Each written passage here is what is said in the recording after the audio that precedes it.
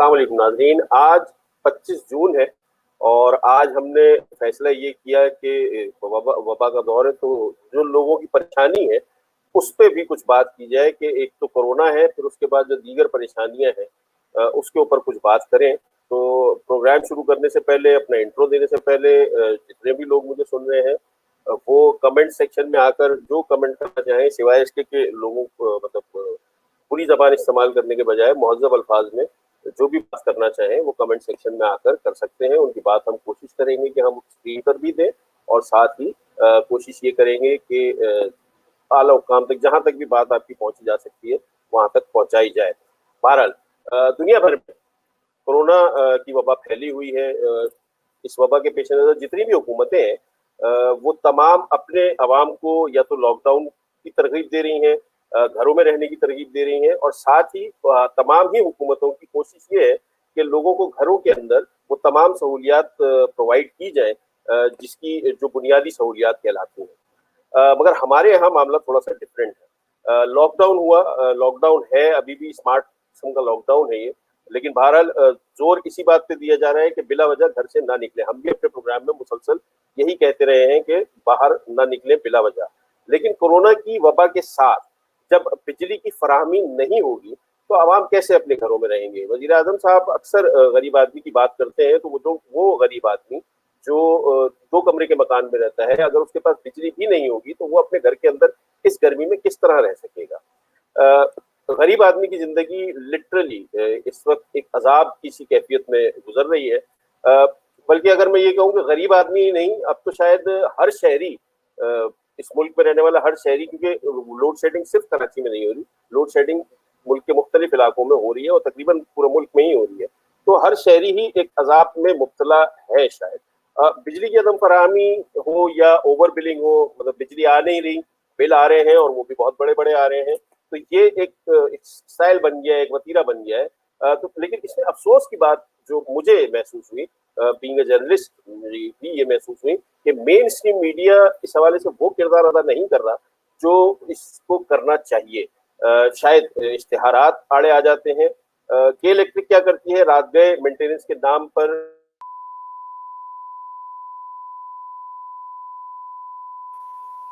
नाज़रीन बहुत माज़रत चाहूँगा क्योंकि जिस मौज़ू पे हम गुफ्तगू कर रहे थे वही सूरत-ए-हाल यहाँ दरपेश हुई है कि अचानक लाइट चली गई और आज हमारा मौज़ू भी यही है।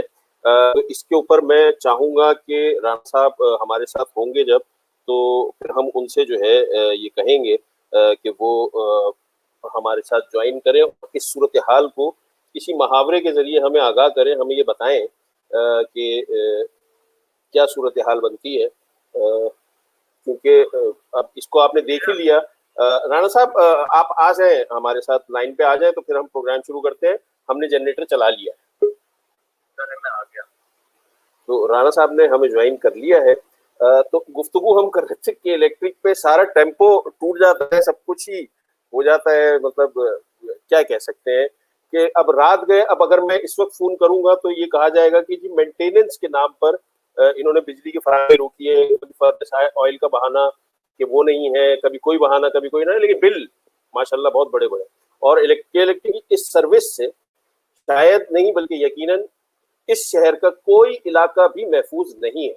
वफाकी हुकूमत और वज़ीर-ए-आज़म साहब गरीब की बात तो करते हैं, मगर अमली तौर पर गरीब के साथ जो कुछ हो रहा है उस पर सभी खामोश तमाशाई से बने हुए हैं। के इलेक्ट्रिक के 28 लाख सारिफीन हैं। एक बिल पर 35 रुपए टीवी लाइसेंस फीस भी देते हैं। कैलकुलेशन अब आप खुद कर लें। टीवी लाइसेंस फीस किस बुनियाद पर बिलों में वसूल की जाती है, जबकि अब अक्सरियत लोग जो हैं वो पीटीवी शायद नहीं देखते, प्राइवेट चैनल्स ही देखते हैं। क्या किसी किस्म का कोई भत्ता है जो टीवी लाइसेंस की शक्ल में फीस की शक्ल में आवाम को देना पड़ रहा है 35 रुपए हर बिल के अंदर, और शायद इसके अंदर शायद इजाफे की भी तजवीज़ आई है। सूरत-ए-हाल किस तरफ जा रही है, ये हम तमाम गुफ्तगू करते हैं। राना मोहम्मद आसिफ साहब हमारे साथ मौजूद हैं। राना साहब अस्सलाम वालेकुम। वालेकुम अस्सलाम, क्या हाल है? पर राना साहब मसला ये है कि अभी हम गुफ्तगू कर ही रहे थे कि इलेक्ट्रिक के इस हिसाब से आपने देखा लाइट चली गई, तो इसको अगर हम मुहावरे में बयान करना चाहें, किसी कोई मुहावरा बताएं कि ये हुआ क्या हमारे साथ अचानक। मतलब ऐसे तो जो फौरन जहन में आता है वो तो ये आता है कि सर मुंडाते ही ओले पड़ गए। और ये ओले जो है वो कराची वालों पे, और अगर देखा जाए तो ओवरऑल पाकिस्तानियों के सर पे हमारा जो एनर्जी सेक्टर है, पाकिस्तान बनने के बाद ही जैसे हमारा सर मुंडा था, तो ये ओले उस वक्त से पड़ रहे हैं हमारे सर पे। तो राणा साहब, अब जो सूरत हाल है, तो मतलब आवाम, जाहिर सी बात है, लोग इस चीज को महसूस कर रहे हैं। कराची के लोगों ने जो हुक्मरान जमात है पाकिस्तान तहरीक इंसाफ, उसके 14 MNA सेलेक्ट करके दिए, सॉरी इलेक्ट करके दिए यहाँ से, कराची से। लेकिन कराची का कोई पुरसाने हाल नहीं है। क्या वजह है इसकी कि लोग इस चीज को सीरियस नहीं ले रहे? या उन्होंने ये सोच लिया भाई हम तो एक दफा बन गए, अब दोबारा हमने बनना नहीं है, तो ठीक है, कोई मसला नहीं है। देखिए, मसला असल में वो यही है कि कराची की जो पॉलिटिक्स है ना, वो उसमें हमेशा ये मसला रहा है कि जो शहरियों की ओनरशिप का सवाल है वो हमेशा उसमें खड़ा होता रहा है। और कराची के हवाले से जब भी कोई इशू आए तो उसको एक खास तनाजुर में देखा जाता है। पाकिस्तान कहते हैं, और ये है भी, जाहिर है। तो उसके इसके हर मामले का ताल्लुक बराह रास्त जो है वो पाकिस्तान बिजली के मसले को अगर आप देख लें तो कलेक्ट्रेट कोई मतलब कलेक्ट्रेट पाकिस्तान की 20% आवाम को बिजली पहुंचाने की जिम्मेदार है। जब हम कराची कहते हैं तो कराची सिर्फ एक शहर नहीं है, इसके 6 जिले हैं। और अब वो जो भी अभी तक उसको स्ट्रेटेजिक डिपार्टमेंट और हमारे जो कौमी इक़्तिसादी, वो जो कौमी राब्ता इक़्तिसादी कमेटी है, उसने अभी तक इस पर कुछ नहीं। 1,46,00,000 तो खुद कहते हैं जो मरदमशुमारी हुई, और ऑलमोस्ट अगर 2 करोड़ आबादी भी है तो इतनी बड़ी आबादी को जो इदारा बिजली पहुंचाने, उसके हवाले से जो सूरत आपके सामने आप देख लीजिए। परमानेंट लोगों यानी हुकूमती एहलकारों का हमें कोई अभी तक कोई ऐसा रिस्पॉन्स नजर नहीं आता। ना आप देख लें, चाहे कौमी और जुमलेबाजियां तो बहुत हो रही हैं। वज़ीर-ए-आज़म की आज तकरीर भी हुई, उन्होंने आज उसमें बहुत कुछ कहा। लेकिन ये जो मसाइल हैं, न उस पर बात कर रही है, और हुकूमत तो उस पर बिल्कुल बात करने को तैयार नहीं है। आपने जो 14 MPs की बात की, वो भी बहुत दिलचस्प बात है कि वाकई हैरान कुन है कि ना सिर्फ ये कि इलेक्ट्रिक का मसला, बल्कि पिछले 6 महीने से मुल्क और हम सब एक बहुत बड़ी मुसीबत से गुजर रहे हैं। हमें PTI के जो मेंबरान हैं वो सिवाय पॉलिटिकल नंबर स्कोरिंग करने के अलावा कोई ग्राउंड पे नजर नहीं आए। उनसे ज़्यादा काम तो समाजी तंजीमों ने किया, उनसे ज़्यादा काम तो यहाँ के लोगों ने, आम अपने एक फर्द की सतह पे जो लोग उन्होंने किया। तो अब अगर हम इसको मेरा ख्याल ये कि आपको मौजूद के इलेक्ट्रिक के हवाले से, तो ये रोना तो हमारा मुस्तकिल है। ये तो हम रोते ही रहेंगे। वो एक मैथमेटिक इक्वेशन के अंदर एक कांस्टेंट होता है, ये तो हमारा कांस्टेंट ही रहेगा। ये तो कभी बदलने की तवक्को फिलहाल तो नजर नहीं आती। ठीक है। अच्छा राणा साहब, ये फरमाइएगा कि अब के इलेक्ट्रिक की कारकर्दगी पे सवालात उठ रहे हैं, और सभी जानते हैं, सब लोग ही इससे गुजर रहे हैं। हम सिटी असेंबली में सेशन देखते हैं तो हम वहाँ देखते हैं कि वहाँ भी लाइट चली जाती है। कोई सरकारी फंक्शन देखते हैं, हम देखते हैं उधर भी लाइट जाती है, बट हुकूमत से दोनों खामोश है। कोई मतलब कोई वजह है इसकी? कोई मुआहदा है या कोई और वजह है? कोई पॉलिटिकल इशू है कि हुकूमत इस मामले में इंटरफेयर नहीं करती, कुछ बोल नहीं रही? मतलब या तो इंतजार कर रहे हैं कि लोगों के अंदर जो लावा पकड़ा है वो फट जाए। इसमें असल में आपने तो दोनों कहा ना। इसमें तो इलेक्ट्रिक के मामले में तो शायद पाकिस्तान की किसी सियासी जमात का, यानी जो कराची में भी एग्जिस्ट करती हो, मतलब जमात इस्लामी ने तो खैर एहतजाज वगैरह भी किया, बहुत इस पर काम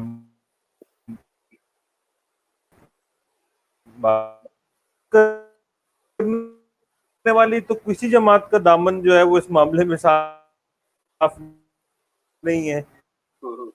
आप देखिए कि ये मसला इलेक्ट्रिक जो 7-8 में हुआ, करते करते इसकी रीब्रांडिंग होती है कि इलेक्ट्रिक होते होते, तो पीपल्स पार्टी से लेके मुस्लिम लीग नून और इस वक्त तहरीक इंसाफ, ये सारे के सारे लोग इलेक्ट्रिक का जो ये पूरा जो ट्रांजेक्शन हुई है, इसके अंदर ये हुकूमतों में रहे। तो 3 हुकूमतें हैं, मतलब एक हुकूमत नहीं है ना, सूबाई और कौमी की बात है, 3 कौमी हुकूमतें हैं जिनके दौर में इसकी कारकर्दगी ये रही।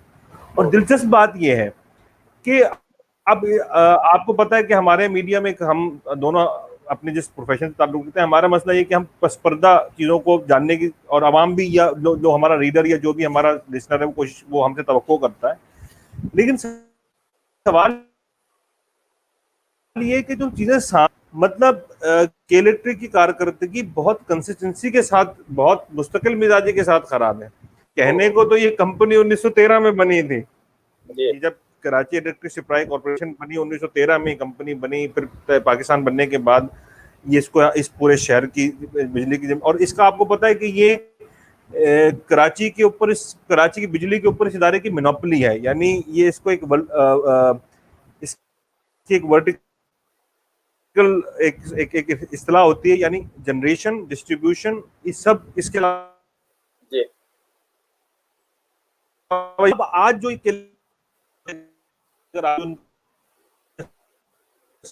स्टेटमेंट जो ऑफिशियल आया है उसमें उन्होंने एक बात, 1450 मेगावाट से हमारा जो पीक डिमांड वो क्रॉस कर जाती है। 800 मेट्रिक टन हमें रिक्वायर्ड जो है वो उसका शॉर्टफॉल हो रहा है, जो फर्नेस ऑयल हमें चाहिए। फिर उन्होंने मजीद कहा कि 50 MMCFD RLNG हमें जो है वो SSG की तरफ से नहीं मिल रहा है, यानी स्वीट सदर्न गैस की तरफ से नहीं मिल रहा है। तो हमारा हो क्या रहा है, all these factors have curtailed our side from 3150 megawatt to 2800 megawatt. तो 50 मेगावाट जो है वो सप्लाई होनी चाहिए थी, लेकिन इन तमाम फैक्टर्स ने उसको कर्टेल कर दिया 2800 मेगावाट तक, यानी ये तकरीबन समझ लें 350 का शॉर्टफॉल बता रहे हैं। वो अलग बात है कि इन्होंने नेपरा को जो वो दिया है अपना मौकफ, उसमें इनका जो मौकफ है वो मुख्तलिफ है। ठीक है, उसमें उन्होंने शॉर्टफॉल ज्यादा बताया। दूसरा ये है कि आप आज से सिर्फ 2 साल पीछे चले जाएं, 2017 में आपको याद होगा कि कराची के अंदर ऐसी सूरत हाल थी, 12-12 घंटे लाइट जा रही थी। ये लोड शेडिंग की इस्तेलाह आपको आज भी शायद तलाश कर कहीं नजर भी नहीं आती इस तरह इस्तेमाल होते हुए। ये तो लोड मैनेजमेंट कहते हैं इलेक्ट्रिक वाले, ये 2017 में भी कर रहे थे और उससे पहले भी कर रहे थे। आपको याद हो कराची के अंदर 2015 में जो कराची की तारीख की बहुत शदीद एक हीट वेव आई थी, उस दौरान भी आपको याद होगा कि इलेक्ट्रिक की कारकर्दगी क्या रही। फिर एक और याद होगी गुज़िश्ता बरस होने वाली बारिशों में शहर के अंदर जो लोगों की फ्लॉ से सप्लाई सिस्टम इलेक्ट्रिक की, उसकी वजह से जो वो भी आपके सामने किए थे, उसमें भी नेपरा की इंक्वायरी हुई, लेकिन उसके बाद अल्टीमेटली बहुत बेहतरीन नजर नहीं आई। वाटर कमीशन ने भी क्या इलेक्ट्रिक को बुलाया, आपने सिर्फ पुराने। देखिए अब आप इस वक्त ये कह रहे हैं कि ये अपनी वो नहीं बना सकती, जो है वो पूरी नहीं कर पा रहे हैं, और ये इनका इस वक्त मौकफ है। अब दिलचस्प बात ये है कि आपको याद होगा 2017 में के इलेक्ट्रिक ने जो बिजली अपने लोड शेडिंग की वजह ये बताई थी कि इनको जो 100 MCFD गैस चाहिए इनकी तरफ से, SSG की तरफ से, वो नहीं मिल रहा है। ठीक है, अब इसमें मैं आपको, वो बहुत लंबी कहानी है, मैं सिर्फ आपको नेपरा की जो रिपोर्ट थी उसकी, क्योंकि मैं सिर्फ आपको इसलिए कह रहा हूँ कुछ जमाने में मैंने इस स्टोरी पे कुछ काम भी किया था। वो ये क्या, अच्छा आपको ये भी पता है कि हुकूमत, इसमें हम बाद में आएंगे कि हुकूमत से हम क्यों इस पे बात करते हैं। इसमें 24% हिस्से हैं जहां तक मुझे मालूम है कि हुकूमत के, इसमें 24% शेयर जो है हुकूमत होल्ड करती है। हाँ, तो और एक और उसमें स्टेक भी बनता है हमारा बतौर अवाम, वो भी हम उस पर बाद में बात करेंगे। अब 2017 में ये कहते हैं, नेपरा ने इनको कहा था कि जनाब आप SSG को कहा कि आप इनको 190 MMCFD गैस दें। रिपोर्ट में ये भी कहा गया था कि गैस की सप्लाई में गुज़िश्ता बरस के मुकाबले में 50 से 60 MMSCFD की कमी हुई थी, जबकि इलेक्ट्रिक का दावा ये था कि ये उस वक्त भी झूठ बोल रहे थे कि इनका कहना यह था कि 100 MMCFD कम हुई है, जबकि कमेटी, नेपरा की कमेटी ने कहा था कि इनको सिर्फ 50 का शॉर्टफॉल हुआ था। अच्छा, अब कमेटी की रिपोर्ट में ये निशानदेही की गई कि बिन कासिम पावर स्टेशन 2 जो है इनका, जिसकी पैदावारी सलाहियत 529 मेगावाट है, और औरंगी का जो कंबाइंड है जिसकी जो है तकरीबन 223 मेगावाट है, उसको उस वक्त, अब ये बहुत गौर से सुनने की बात है, नेपरा ये कहता है कि उस वक्त जब आपको गैस का शॉर्टफॉल था, उस वक्त भी उसको हाई स्पीड डीजल पे चलाना मुमकिन था, फर्नेस ऑयल पे चलाना मुमकिन था। लेकिन के इलेक्ट्रिक ने इस हवाले से, नेपरा ने लिखा कि इंतहाई गैर जिम्मेदाराना रवैया अपनाया। फिर ये रिपोर्ट कहती है कि अगर के इलेक्ट्रिक अपने इन प्लांट्स को मुतबादिल जराए से फाल रखता तो 350 मेगावाट बिजली पैदावार मुमकिन थी, उस वक्त भी जब ये लोड शेडिंग हो रही थी। और लोड शेडिंग की ये सतह नहीं होती, ये 2017 की बात मैं कर रहा हूँ। बिन कासिम पावर स्टेशन 1 की जो पैदावार सलाहियत है वो 180 मेगावाट बताई गई थी, लेकिन ये सितंबर 2017 से गैर फाल रहा था। आप ये देखिए, ये मैं इसको बहुत मुख्तसर कर दिया मैं, क्योंकि नंबर वो उसमें बहुत तफसीली हैं और वो सब कुछ। नेपरा उस वक्त भी ये कहता है, नेपरा ने उस वक्त भी इनके ऊपर ये जिम्मेदारी आयद की थी कि आपने अपनी पावर जनरेशन से जो आपकी कैपेसिटी कम बिजली पैदा की। अब आए आज के दिन के ऊपर, जो आज ये कह रहे हैं कि हमें फ्यूल नहीं मिल रहा है, और आज भी जो कह रहे हैं कि हमें मसाइल का सामना है। आज आपके हमारा जो एक अंग्रेजी का बहुत प्रोमिनेंट रोजनामा है बिजनेस रिकॉर्डर, उसमें एक बड़ी तफसीली रिपोर्ट छपी है जिसमें नेपरा की एक रिपोर्ट का हवाला दिया गया है। नेपरा ने 2019 में स्टेट ऑफ इंडस्ट्री, यानी जो उस वक्त पावर जनरेशन इंडस्ट्री की सूरत हाल है, उसकी जो रिपोर्ट जो जारी की थी, उसके मुताबिक उन्होंने तकरीबन वही पहल की निशानदेही की है जो इस रिपोर्ट में, जो मैं 2018 की बात कर रहा हूँ आपसे, जिसमें किया गया था, ठीक है। और उस रिपोर्ट के अंदर ये बात भी कही गई है कि ना सिर्फ ये कि के इलेक्ट्रिक अपनी कैपेसिटी को पूरा नहीं कर रही है, बल्कि इसने जो ट्रांसमिशन के मसाइल हैं, इसमें वजह बताई गई है। अब आप ये सुनिए कि वजह क्या है। पहली बात ये है कि इनको ये कहते हैं फ्यूल नहीं है हमारा। नेपरा के रूल्स के मुताबिक आप पावर सप्लाई और जनरेशन दोनों करते हैं, आप इस बात के जिम्मेदार हैं कि अपनी जरूरत को मद्देनजर रखते हुए फ्यूल के सौदे या फ्यूल के एग्रीमेंट तो कंपनी ने करने हैं ना, उसकी जिम्मेदारी मुझ पर और आप तो नहीं है, उसकी जिम्मेदारी और कौम सूबाई हुकूमत के ऊपर भी हम अभी नहीं डालते हैं। तो वो मुआहदे क्यों नहीं किए गए? क्या इनको अब ये आज मालूम हुआ है कि इनका जो शॉर्टफॉल है वो 350 मेगावाट का आज पहुंचा है? क्या इनके जहन में ये नहीं है? ये कहते हैं कि बहुत स्टेट ऑफ द आर्ट एक बहुत बड़ी मैनेजमेंट लेकर आए, इनके बहुत काबिल लोग हैं। पिछले 3 साल में अगर आप सिर्फ कराची का मौसम और कराची की जो कंजम्पशन है अगर उसका रिकॉर्ड निकाल लेते, तो इनसे ये कौन पूछेगा आपने जो फ्यूल के मुआहदे किए वो कहाँ हैं? क्या उन फ्यूल के मुआहदों में ये बात थी कि आपको इतनी जरूरत पड़ सकती है? ये जो 800 मीट्रिक टन का आपको आज शॉर्टफॉल कह रहे हैं आपको दिल्ली आ रहा है, क्या ये पहले से एस्टिमेटेड था या नहीं था? दूसरी बात, 2017-18 में लोड शेडिंग होती है तो आप कहते हैं कि एसएसजी हमें गैस नहीं दे रहा, तो इसकी वजह से हम लोड शेडिंग कर रहे हैं। और उस वक्त क्यों कर रहे थे? उस वक्त इसलिए कर रहे थे कि ये फर्नेस ऑयल उस वक्त महंगा था। और ये बात नेपरा की रिपोर्ट्स में भी आ चुकी है, और बहुत से लोग, आपको हमारे कई सीनियर साहब इस रिपोर्ट्स कर चुके हैं, आपको मिल जाएंगी। उन्होंने ये भी बताया कि जनाबे वाला ये फर्नेस ऑयल के यानी गैस पे बिजली बना के, जिस वक्त जो गैस सस्ती बिजली पड़ती थी वो बना के ये हमसे आरएलएनजी का पैसा लेते थे, हमसे जो है वो फर्नेस गैस पे बिजली बना के गैस पे और देते थे। तो उस वक्त तो आप कहते थे कि गैस की वजह से बिजली नहीं बन रही, आप कह रहे हैं कि फर्नेस ऑयल की वजह से नहीं बन रही। तो इसका मतलब ये है कि आप अपनी कैपेसिटी जानबूझकर कम करते हैं, और अब क्यों करते हैं? ये बहुत अहम सवाल है। यानी एक सेंस का सवाल है कि एक कंपनी बिजली बनाती है, बेचती है, तो उसको क्यों नहीं, उसको क्या मसला है अगर वो बिजली बना के बेचे? नेपरा ये कहती है इसकी 2 रीजन है कि के इलेक्ट्रिक की जो ट्रांसमिशन सिस्टम है उसके अंदर जो बहुत से मसाइल हैं उसकी वजह से ही अपनी पावर कट करते हैं।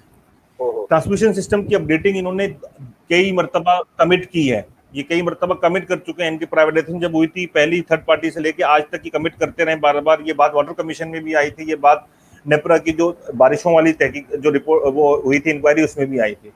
इन्होंने अपने पावर जो ट्रांसमिशन और सिस्टम को अपग्रेड नहीं किया, इन्होंने अपने पावर स्टेशन को अपग्रेड नहीं किया, इनकी अच्छा सबसे बड़ा मसला क्या है? अब आ जाइए कि घरेलू इलाकों में जो लोड शेडिंग होती है इसकी वजह क्या है?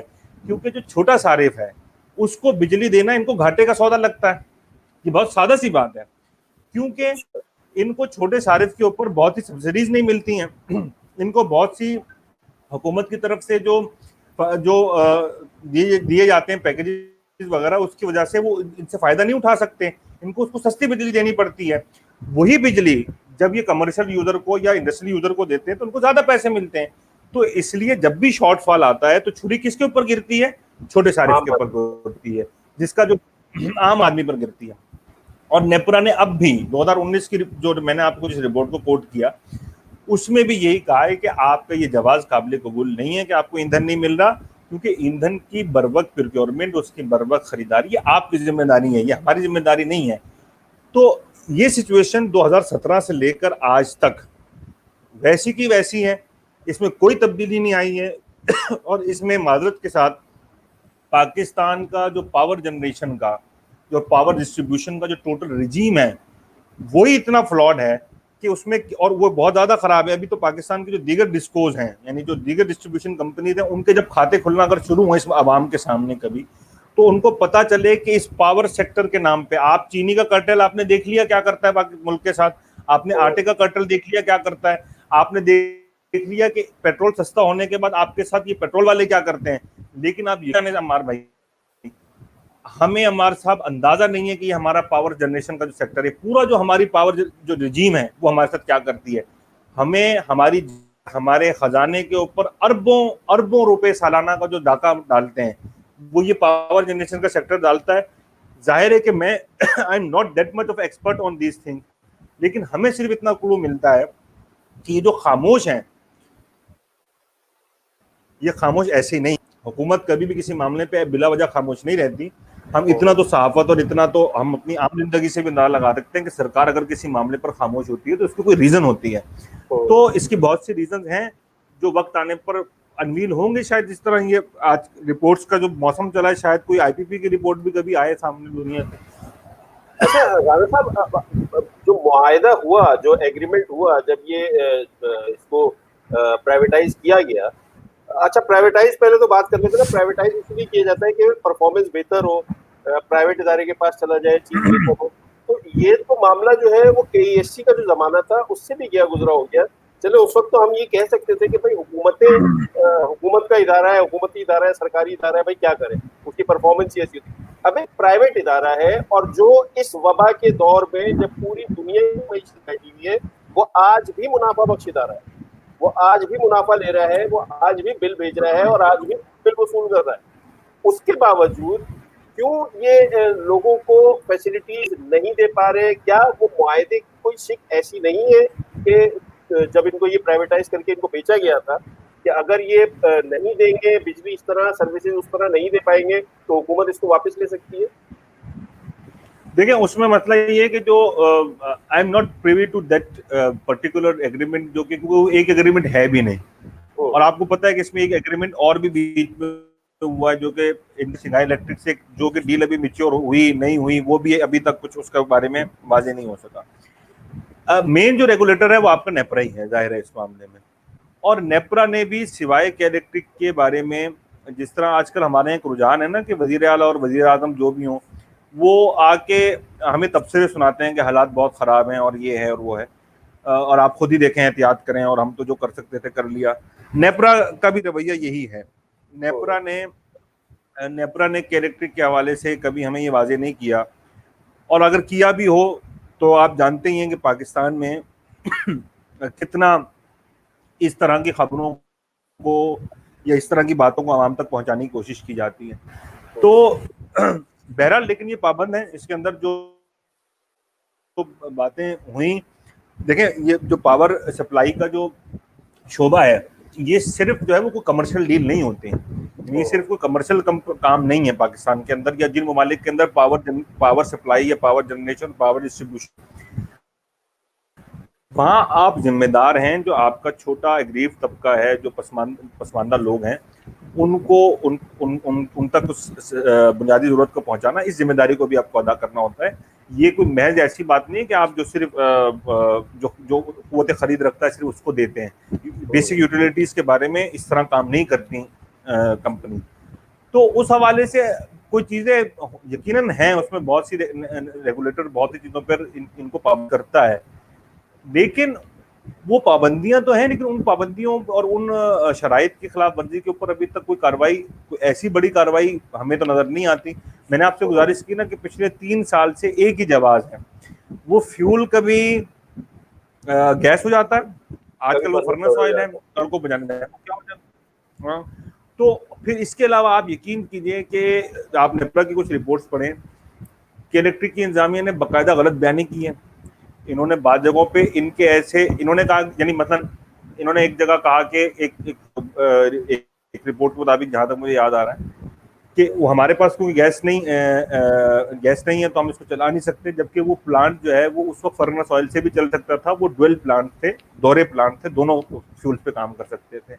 अब इनसे पूछा जाए इसकी तफसील, इनसे कौन मालूम करे कि क्या जो फर्नेस ऑयल पे चलने वाले हैं क्या उनमें से सारे के सारे ऐसे हैं जो कि सिर्फ एक फ्यूल के ऊपर काम करते हैं। फिर सबसे अहम बात, 3 साल के अंदर आप अपने पावर जनरेशन को, आपने अपनी डिस्ट्रीब्यूशन को बेहतर करने के लिए क्या, 2 बड़े क्राइसिस आ चुके, मैं आपको अर्ज कर चुका हूँ। 2 बड़े क्राइसिस के अंदर इम्प्रूवमेंट है वो नील है, आपके पास कोई जवाब नहीं है देने के लिए। तो इसमें अब रेगुलेटर क्या कर रहा है? अब आपको पता है कि कल आज ही बल्कि शायद नेपरा ने ले लिया है ये जो अब इनकी लोड शेडिंग हो रही है, और वो आज कोई कमेटी बना, उसके ऊपर दोबारा से सिलसिला शुरू होगा। अच्छा राणा साहब, लेकिन उसका नतीजा क्या निकलेगा?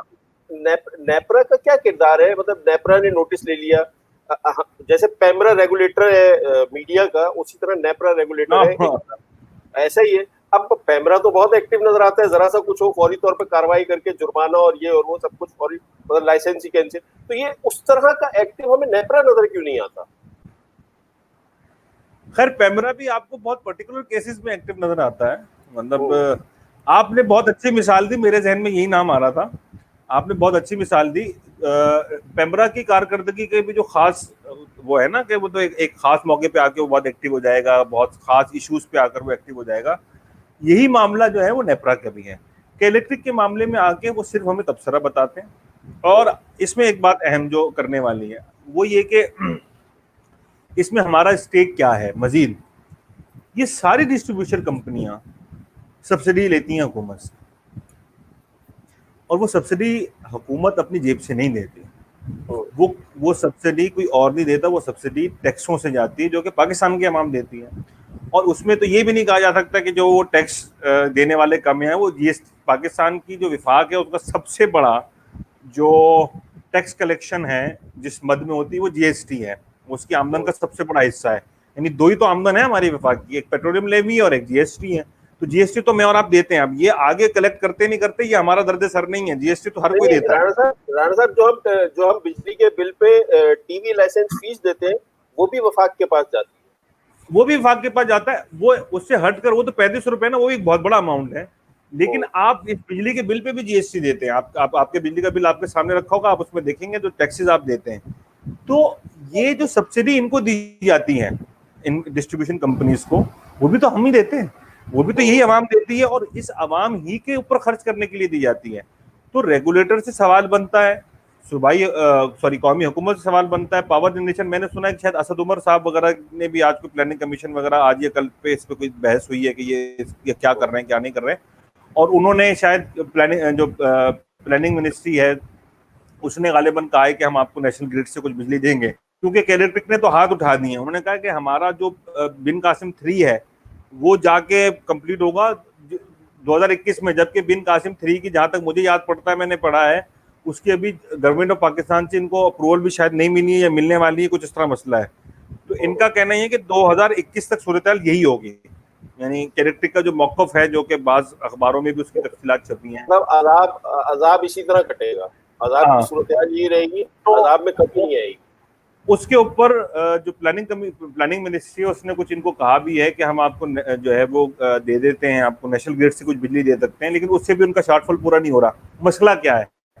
मसला वही है कि ये अपनी नालायकी छुपा रहे हैं। इनकी नालायकी सबसे बड़ी क्या है कि भाई आपने अपना डिस्ट्रीब्यूशन सिस्टम बेहतर नहीं किया, और ये आप भी जानते हैं, और आप हमारे जो देखने वाले दोस्त हैं वो हम सभी ये बात जानते हैं कि जब कंपनी बड़ी कंपनी इस तरह की जब ये कहते हैं ना नुकसान हो रहा है, ये इनके मसाइल हैं, इनके फाइनेंशियल इशूज हैं, तो इनका फाइनेंशियल इशू ये नहीं होता कि ये पल्ले से पैसे खर्च कर रहे होते हैं। इनका फाइनेंशियल इशू ये होता है कि इनका जो रिटर्न ऑन इन्वेस्टमेंट या रिटर्न ऑन इन्वेस्टमेंट उन्होंने तय कर रखा होता है, जो बनाए रखा होता है, अगर उसमें कुछ थोड़ी बहुत कमी भी वाकया होती है।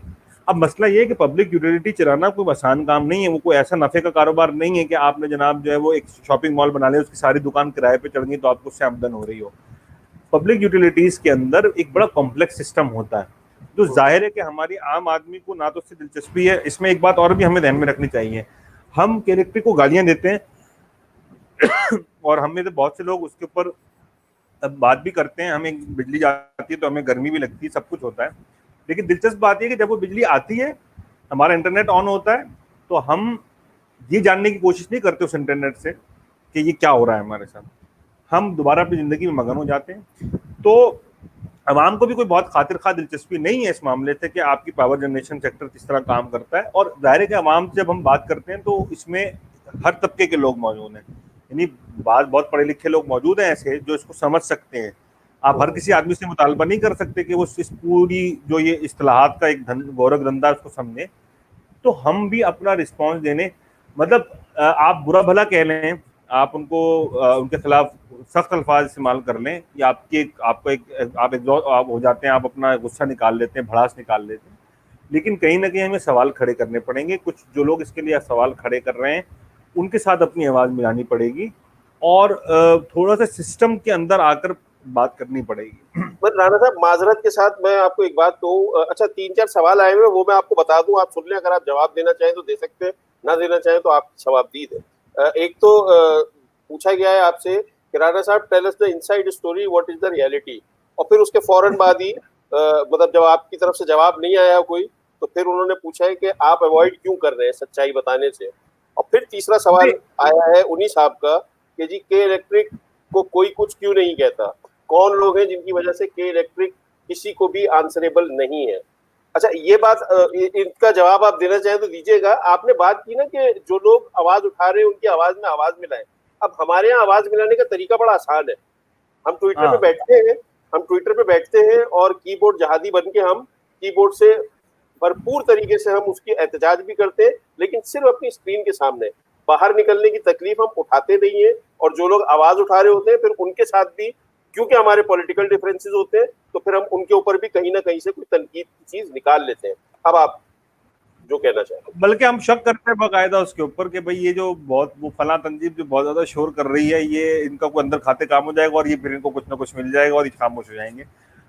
जो भी आप दोस्त जिन्होंने ये कहा ना कि स्टोरी देखें, मैंने आपसे पहले अर्ज किया कि मैं जो सामने चीजें हैं जो समझने की कोशिश की थी, जब इस स्टोरी पे काम किया था, आपसे बयान कर दी।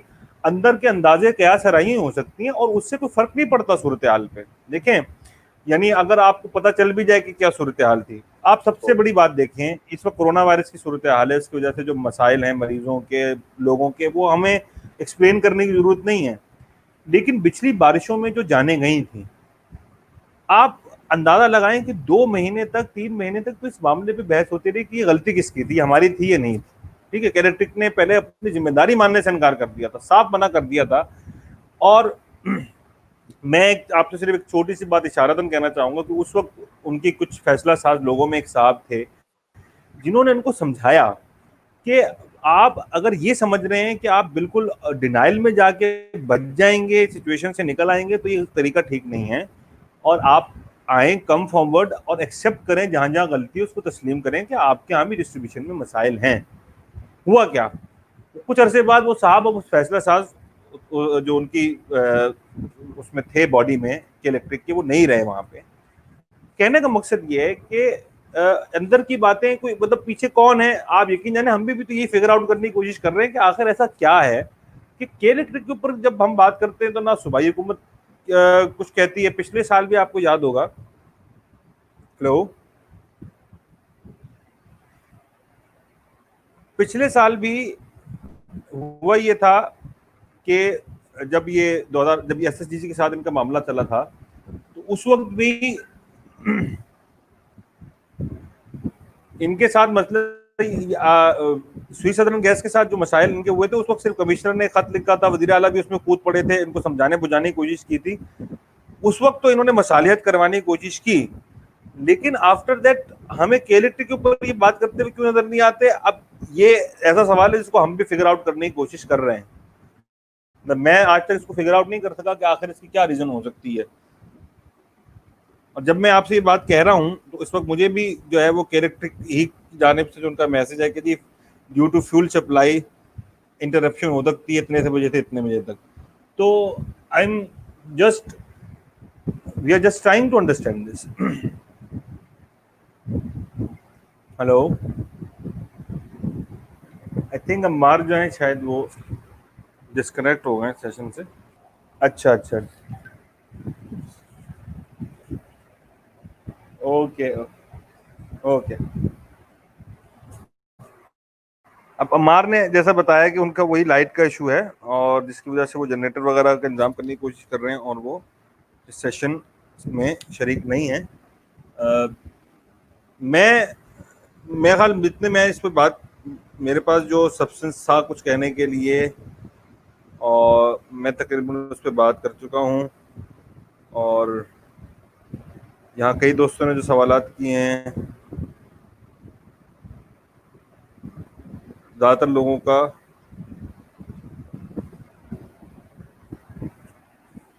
मेरा ख्याल ये है कि दोस्तों हमें इस पे समझना चाहिए सूरत हाल को।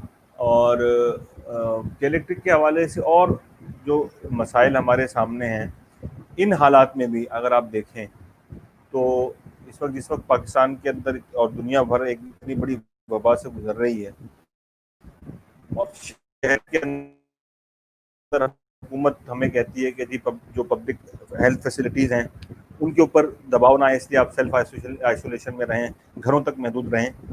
लेकिन इन हालात में, इतने शदीद मौसम में ये कैसे मुमकिन है कि आप इन हालात में बिजली ना हो और आप अपने घरों तक महदूद रहें। यहाँ मैं आप कुछ चीज़ें और कोशिश करूँगा कि आपसे मैं शेयर करूँ कि आज से 2 साल पहले केलेक्ट्री का कहना यह था कि पीक आवर्स में जो शहर की बिजली की जो मांग तलब थी वो 2700 मेगावाट तक बताई जाती थी। तो उस वक्त जो पैदावारी सलाहियत थी, उस वक्त केलेक्ट्री की पैदावारी सलाहियत जो 2000 मेगावाट थी।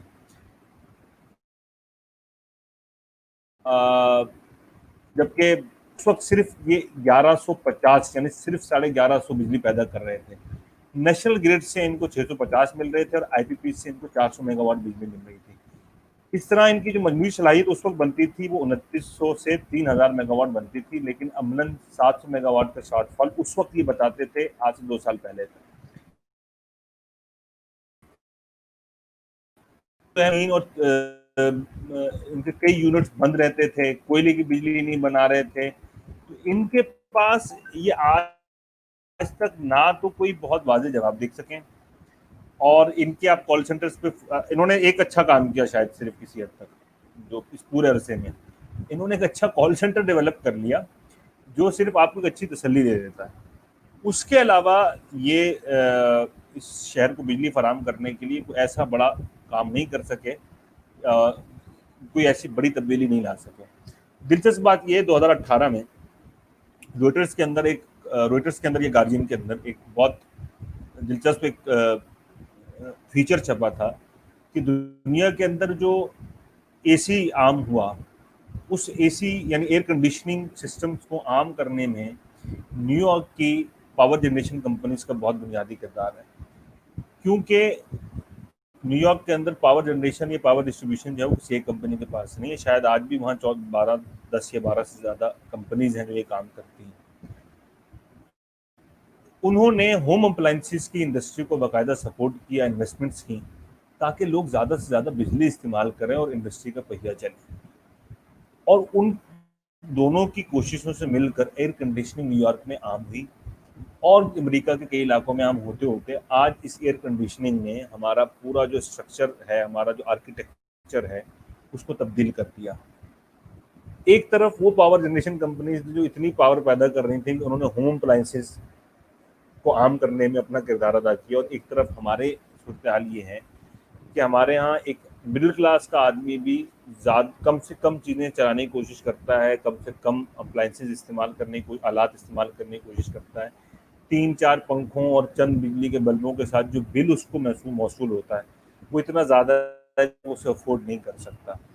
एक बात और इस मामले में कही जाती है कि कराची जो कि पाकिस्तान का सबसे बड़ा शहर है और इसकी 2 करोड़ से ज़्यादा आबादी है और 25-27 लाख के करीब के इलेक्ट्रिक के सारिफीन हैं।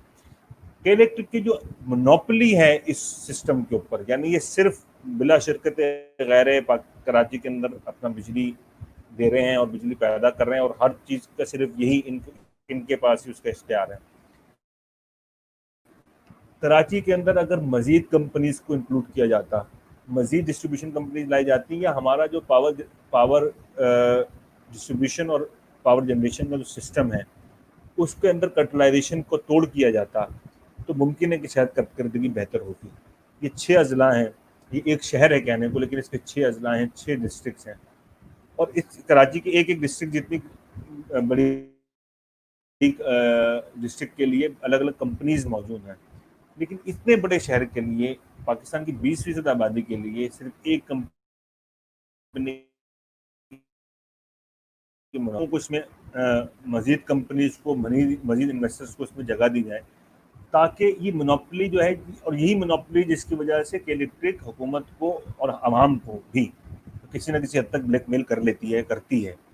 तो इस तरह की बहुत सी तजावीज़ हैं, इस तरह की बहुत से ऑप्शन हैं जिनके ऊपर काम हो सकता है, लेकिन फिल वक्त मेरा ख्याल ये कि जिन लोगों को इस पर सबसे ज़्यादा तवज्जो देने की ज़रूरत है, उन्होंने शायद इस पर कोई बात नहीं की। कराची की कोई रिप्रेजेंटेशन किसी भी सतह पे हमें नज़र नहीं आती कि जो इस मसले को उठाने के लिए तैयार हो, और बेपनाह मसाइल हैं। मेरे ख्याल उन मसाइल का अहाता भी शायद मैं ना कर सकूं, और आपके सामने ही है कि ऑल ऑफ सडन यानी इलेक्ट्रिक की वजह से हमारा जो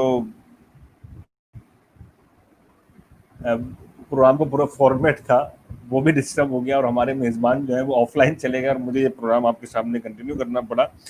अम्मार साहब ने पिछले जब से लाइव अपना सिलसिला शुरू किया है, इन्होंने इस सिलसिले में कई बहुत मजबूत प्रोग्राम किए, खासतौर पर कोरोना वबा के हवाले से लोगों तक आगाही फराहम करने के लिए।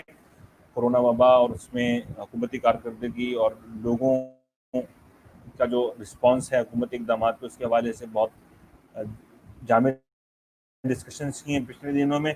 तो मैं समझता हूँ कि अब इसको मज़ीद हम प्रोलॉन्ग नहीं करते आज की डिस्कशन को, कि इलेक्ट्रिक की कारकर्दगी की जो ख़राबी है उसके बारे में जो कुछ नुकात हम जानते थे वो आप तक बयान करने की कोशिश की। अंदर की खबर तलाश करने के बजाय हमें जो सामने है सब कुछ पहले उसको देखना चाहिए, उसको पूरी तरह जानने की कोशिश करनी चाहिए, और एक लर्नड और एक नॉलेजेबल कंज्यूमर बनकर ही फिल वक्त तो हम इसका मुकाबला कर सकते हैं। क्योंकि इलेक्ट्रिक के हवाले से कोई पॉलिटिकल पावर या कोई पॉलिटिकल रिस्पांस क्या है या हुकूमत की तरफ से क्या आता है, वो तो हमें अभी तक कोई हौसला अफजा नज़र नहीं आता। इसलिए आप हमारे असर जैदी का ये चैनल जो है, जो लोग दोस्त सुन रहे हैं उसको सब्सक्राइब भी करें, लोगों तक भी बताएं, पहुंचाएं, अपने दोस्तों तक भी पहुंचाएं। इन्होंने माजी करीब में बहुत अच्छी डिस्कशंस की हैं। तो अम्मार साहब की तरफ से मेरे ख्याल आज के सेशन को मैं ही यहाँ फाइंड अप कर देता हूँ, और may be he will continue, लेकिन हमारी जो